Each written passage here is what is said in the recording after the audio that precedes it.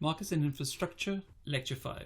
So we start by looking at a Robinson Crusoe economy or an island economy. The idea of a Robinson Crusoe economy is an economy that is in autarky, which means it's not able to trade with the rest of the world. So if you can imagine a village in sub-Saharan Africa, which is really far away from the nearest city, it's basically autarkic. It needs to produce everything, food, light, anything that it needs to produce on its own because the nearest market town is really, really far away.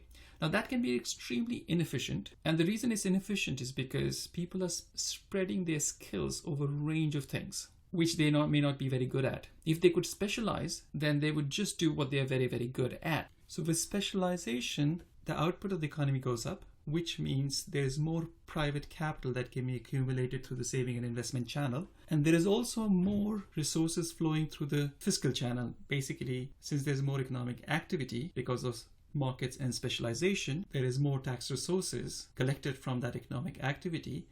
And so the capacity of the government to provide public goods increases. Now, I presume everyone who's done even a little bit of economics knows about the principle of comparative advantage.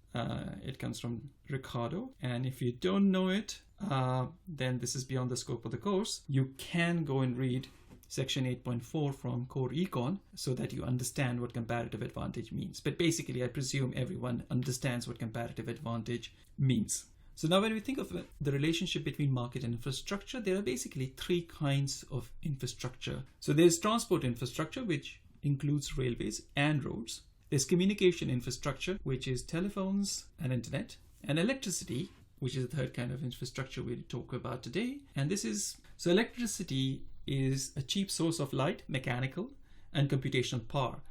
So think about what electricity does. Electricity to a large extent gives you mechanical power. So electric machines produce mechanical power, which if they didn't exist, humans would have to produce. They're also a source of light, and they also allow computers to work. The challenge for any developing country is how do you provide adequate amount of infrastructure, transport, communication, and electricity to its population. And this challenge becomes especially difficult if the country has low population density. And a lot of developing countries have low population density. So Africa and Latin America, often you find countries have very, very low population density, and they have very mountainous spaces where people live. Whereas South Asia and East Asia, that's not true. They are more densely populated. So providing adequate level of infrastructure is especially a problem for Latin America and Africa. And this is where urban agglomerations or urban concentrations play a big role. So basically urban agglomerations are cities. And in cities, people live very close together. And when they live very close together, it reduces dramatically the cost of providing infrastructure. So think about the cost of road or railways or electricity in a city, whereas compare that to the cost of providing the same things in a rural area where it's far more expensive. So urbanization gives poor countries with low population an option to develop faster. So now if you look at this graph, what you should notice is Australia and New Zealand and North America have extremely low population density. East Asia, on the other hand, has a very high population density. Sub-Saharan Africa, again, has a very low population density, and we'll keep that in mind. Western Europe and Northern Europe have somewhere in the middle. Now, population density would become important because population density determines how difficult it is to provide infrastructure across the society. So when it comes to population patterns, important to remember, Asia and Europe have relatively high population density per square kilometer. North America is very, very low, and high population density can be a huge advantage as it lowers the cost of public good provision. So let's start by looking at railway networks. Now, railway networks were first built in the 19th century. Without the railway networks, you depended on water bodies to move goods from one place to another or to get information about market prices in other areas. So it's not surprising that we find that most of the ancient market towns are near water bodies, either on a port or on a bend of a river. So think of New York, think of London, Paris, Venice, Varanasi, Tokyo, Shanghai. They are all close to water bodies, and they became market town, and that's why there was some kind of an urban agglomeration. Now, So in the 19th century, railways were a big innovation because they allowed people who lived in landlocked areas, it allowed them to move goods to them and from them at a very, very low cost. So the principle that railway works on is that it's very expensive to build, but once it's built, the cost of moving goods across or people across the railway network is extremely cheap. So it dramatically changed landlocked areas, especially places like United States of America, where areas in the middle of the country, which would have never had market access, suddenly had access to market, which dramatically change their ability to specialize and produce things. The other example of a landlocked country, a large landlocked country, is India. And in the 19th century, India was an example of non-integrated internal market. What that basically means is that across regions, the markets were very, very local and they were not integrated across the country. So which meant that in one area, price could be very low, and in the other area, the price could be very high, but it was too difficult or too costly to move things from one place to another. So under the British Raj, 67,000 kilometers of rail tracks were created in India or built in India from 1853 to 1930. So as a result of this construction, a national market was established in large parts of India that had never been able to access either the markets or the global markets through their ports, were able to buy and sell things and specialize. So Donaldson, in a paper in 2018, finds that this dramatically reduced the interregional price differential. And it also meant that districts that were on the railway network gained a lot more in agricultural income, 16%, compared to those that were not. So as you can imagine, railway network doesn't give everyone access to its network. So it's only if you're near the station do you have access to the railway network. So the railway network could bypass large parts of the community. So they were able to use this fact to identify what happens to districts that were part of the railway network. And they found that districts that were part of the railway network gained dramatically. 16% more agricultural income, which is quite significant. And remember why this is happening. I mean, there are lots of papers on this, but there's one paper that symbolizes this beautifully, this benefit that you get if you reduce the cost of accessing information from the market, and that's the Jensen 2007 paper. So now here, when we look at the total rail length per capita graph, what I want you to notice is Australia, New Zealand, and North America start off with a very, very high rail length per capita, and that decreases. And the question is, why is that decreasing? And the reason that's decreasing is, as time went on, Australia, New Zealand, and North America, they built better and better road networks. So railway networks gave an impetus in the beginning for economic growth, but over a period of time, road networks took over. The second aspect is that transport network also allows people to acquire information about market prices. And as the communication technology developed, as phone lines became more pervasive across the society, and as internet developed, the role that railways played in terms of moving information from one place to another decreased. So you see the importance of rail lines become less and less important in New Zealand and Australia and North America. The two countries that we've pointed out, which started off with very, very low population density. So these are countries that had low population density and were also landlocked, so they were disadvantaged, and they used the rail network to develop.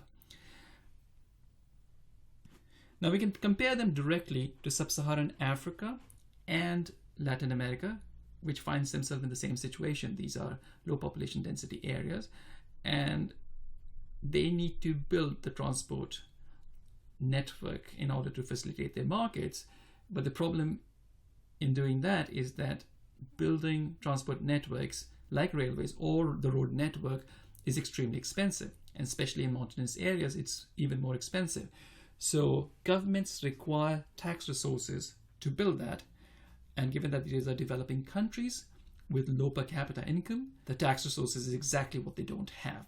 As we did see, there's another aspect to this, as we did see in the last lecture, which is that in case of Kenya, it started off in 1960s with a very high growth rate, so it had the tax resources, but the period of autocracy meant that the resources were spent in a suboptimal way.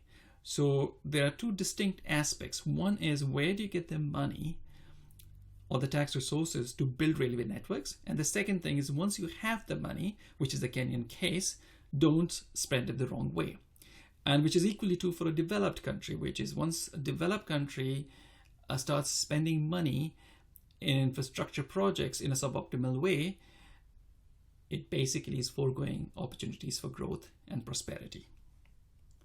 So when it comes to rail patterns, the most significant thing is that the North American and Australian subcontinent depends less and less on rail networks, and we'll put that in the context of what has happened to the road network and the transportation and the communication infrastructure. So we'll see this in the next few slides. So when it comes to roads, roads are more flexible. They require less resources upfront. So railway network requires a huge amount of resource to be built, whereas road networks require less resources. Rail networks need to be built up to a particular standard, so you can't build substandard rail network. If you do, the railway network would just not work. Whereas roads can be built to a less than perfect standard.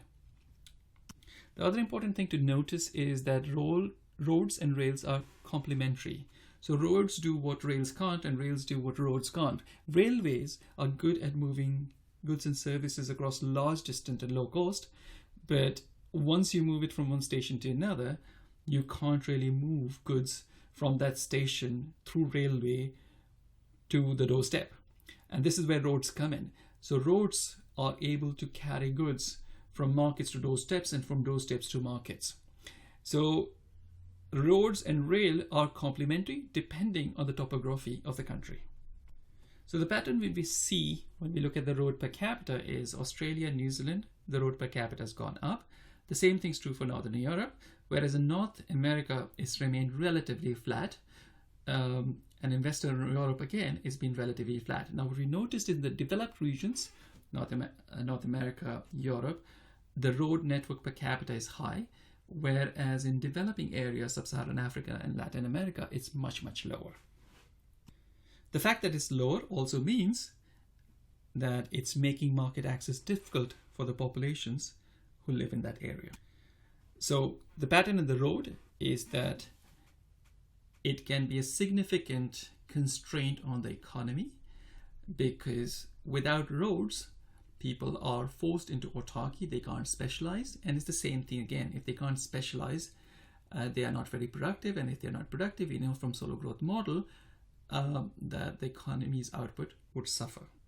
So we already talked about the role of the communication network. So communication network, what it does is it complements the transport network. Transport network moves people and goods across spaces, whereas communication network moves information, and this information is critical when it comes to producing things. So you want to know the scarcity in one market vis-a-vis the other. You want to know the price in one market or the other. You want to know where you can find the best inputs for your production process. So communication network can be critical. Without having an adequate communication network, you need the transport network to move that information. So information moves with people, which is what used to happen in the 19th century, where people would travel back and forth and bring information about what is happening in other markets and what is available or opportunities are available in regions other than yours.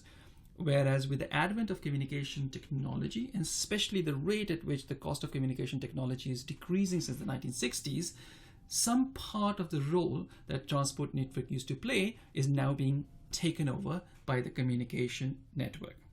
Now, when it comes to establishing a communication network, it's important to understand that communication network is a public good. So what I mean by that, and we've discussed this before when we were talking about the Jensen paper. So communication network has two aspects to it. You want to set up a regulatory framework so that people can establish telephone lines and mobile phone towers. That is the public good. Once that has been set in place, private providers can provide services to people over that network. The biggest challenge for any developing country is providing and coming up with a regulatory framework which allows the communication network to be set up. So it's the same thing as once you set up the roads, firms can supply goods over those roads to markets. The same way, the regulatory framework in the case of communication network is like the road. The government needs to provide it. So the government needs to provide the rules and the regulations and the checks and balances so that firms can provide communication services to people over the communication network.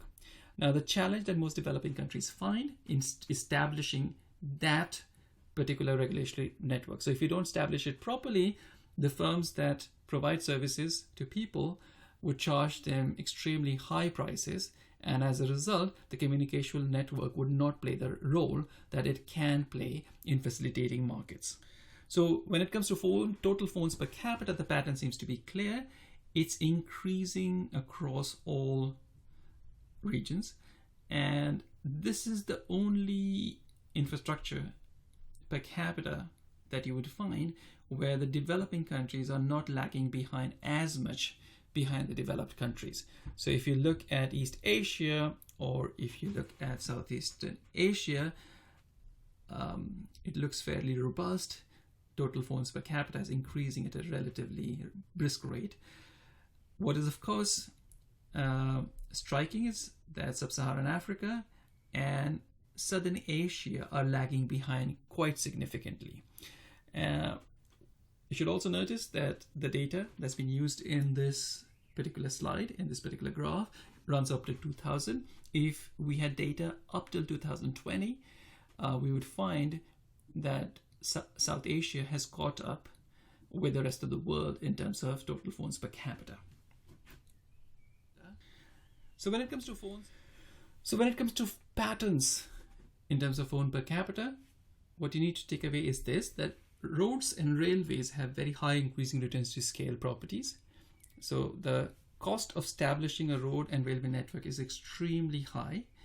And once they're established, the cost of moving things across the road and railway network is very, very cheap.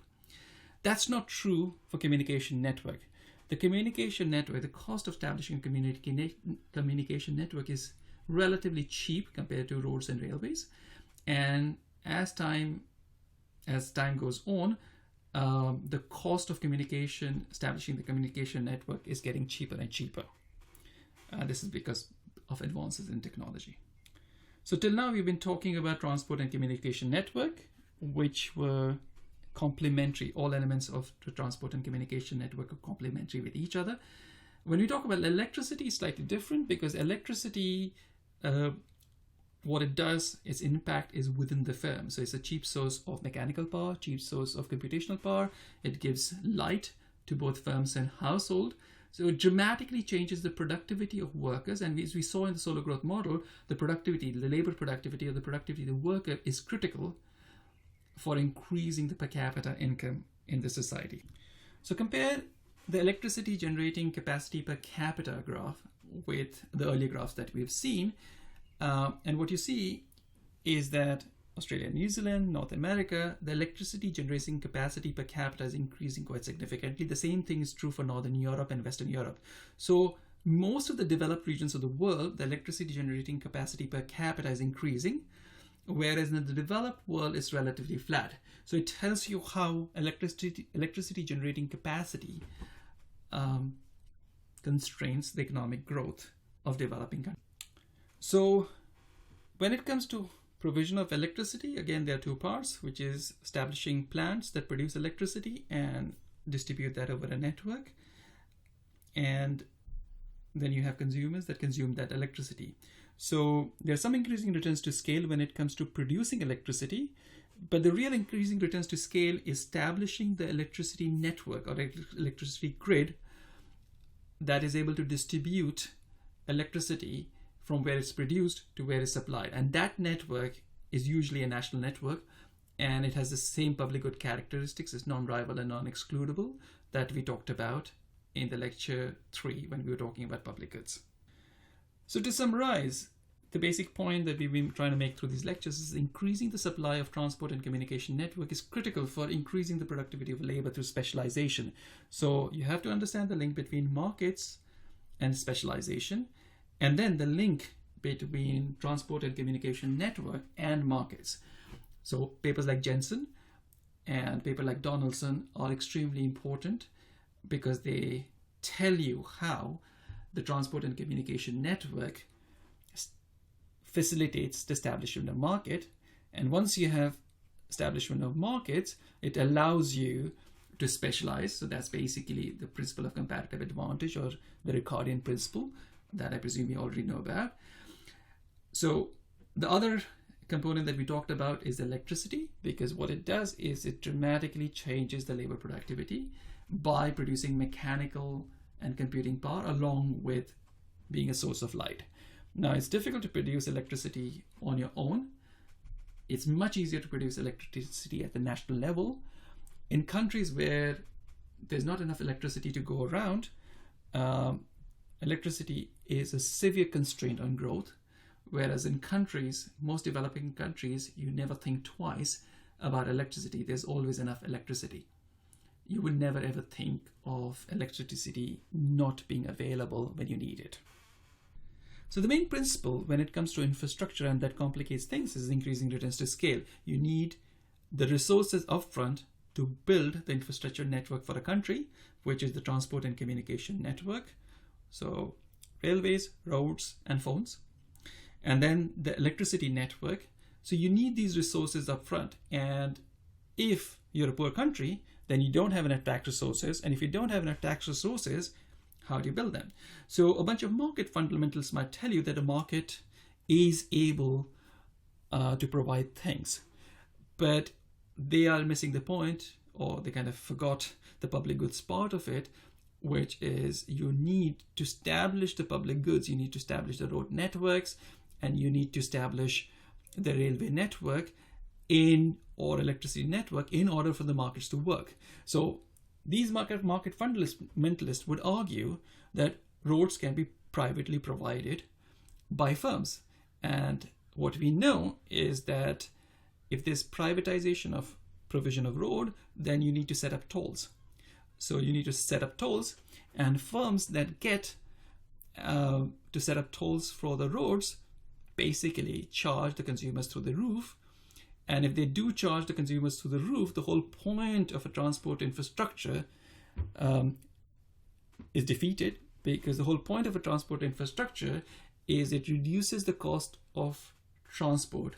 Whereas if private company is charging a very high price, it will not give you the market benefits that it should have. So the markets are an objective because it allows you to specialize. But markets don't work if you don't have the right public goods. And these public goods are transport, communication, electricity, and of course there are other things. There are health and education. So we haven't gone into health and education because there are more complicated things to talk about. If it was a longer course, I would have talked about health and education and how critical they are. But the fundamental problem that developing countries face is simply this, that they don't have the resources to build the right kind of transport and communication infrastructure. So when it comes to this is where Collier and Venable's paper is very interesting that we saw in the last lecture. What they argue is urbanization is the solution to this problem. So there are problems with urbanization, but the way in which urbanization is the solution to this problem is simply this, which is urbanization means that you get a lot of people who are living in the same area. So the population density is very, very high. And if the population density is very, very high, the cost of providing infrastructure becomes lower.